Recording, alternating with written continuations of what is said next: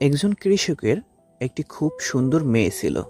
এক যুবক কৃষকের মেয়েকে বিয়ে করার ইচ্ছে নিয়ে কৃষকের কাছে এসেছিল। তিনি কৃষকের মেয়েকে বিয়ে করার ইচ্ছা প্রকাশ করেন।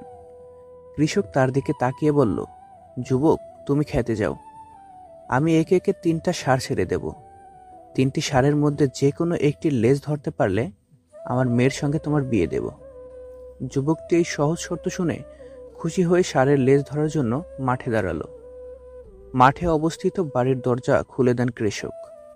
তখনই সেখান থেকে একটি খুব বড় এবং বিপজ্জনক ষাঁড় বেরিয়ে এলো। যুবকটি এমন ষাঁড় আগে কখনো দেখেনি, তাই ভয় পেয়ে যুবকটি পরবর্তী ষাঁড়ের জন্য অপেক্ষা করার সিদ্ধান্ত নেয় এবং সে সরে যায় যাতে ষাঁড়টি পাশ দিয়ে চলে যায়। এবার দরজা আবার খুলে গেল। আশ্চর্যের বিষয় হলো, এবারের ষাঁড়টি আগের চেয়ে বড় এবং হিংস্র ছিল। যুবকটি ভাবল, এর চেয়ে প্রথম ষাঁড়টিই ভালো ছিল। তারপর সে সরে গেল এবং ষাঁড়টিকে চলে যেতে দিল। তৃতীয়বার আবার দরজা খুলল। যুবকের মুখে হাসি ফুটে উঠল। এবার বেরিয়ে এলো একটি ছোট্ট ষাঁড়। ষাঁড়টি যুবকের কাছে আসতে শুরু করলো।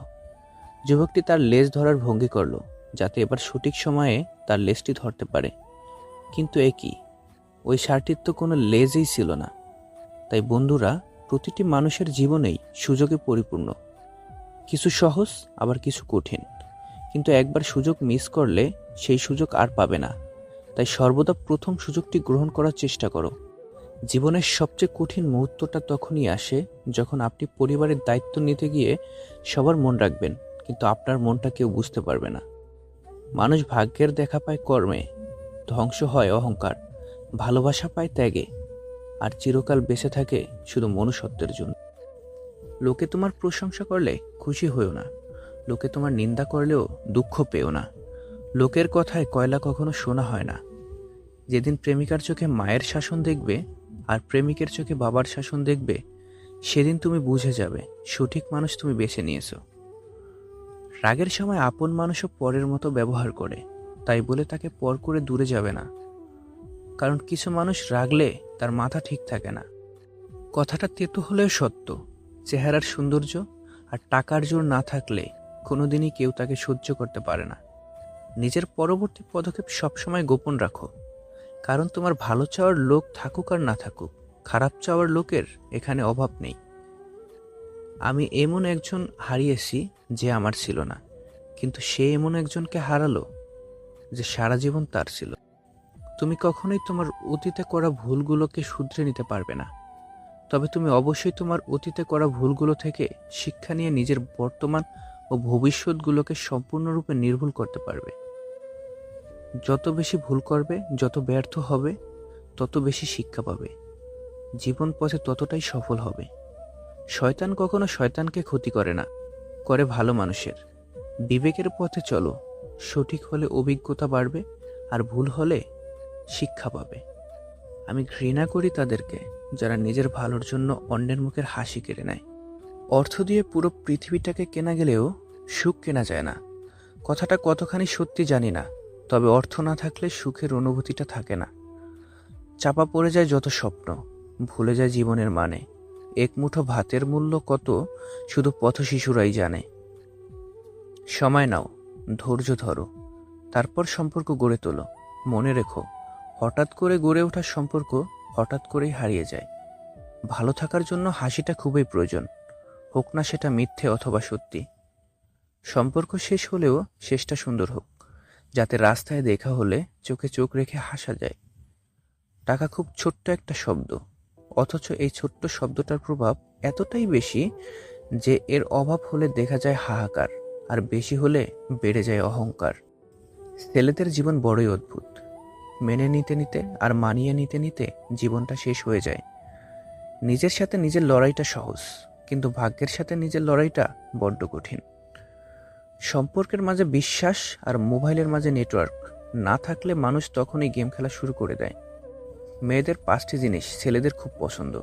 নাম্বার 1, একটু বোকা টাইপের হবে। নাম্বার 2, অভিমান করবে কিন্তু ছেড়ে যাবে না। নাম্বার 3, গালে টোল পড়বে।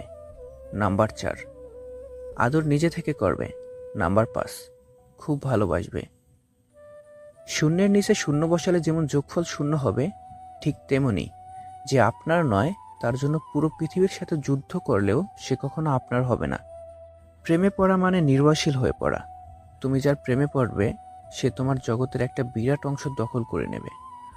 যদি কোনো কারণে সে ছেড়ে চলে যায়, তবে সে তোমার জগতের ওই বিরাট অংশটাও নিয়ে যাবে।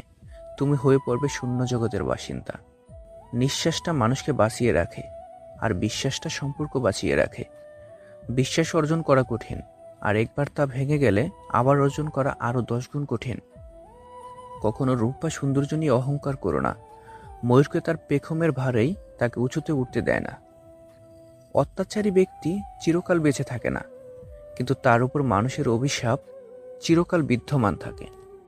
মানুষের হৃদয়টা ক্ষতবিক্ষত হয় তখন, যখন তার পছন্দের মানুষটার সাথে কথা বলা বন্ধ হয়ে যায়।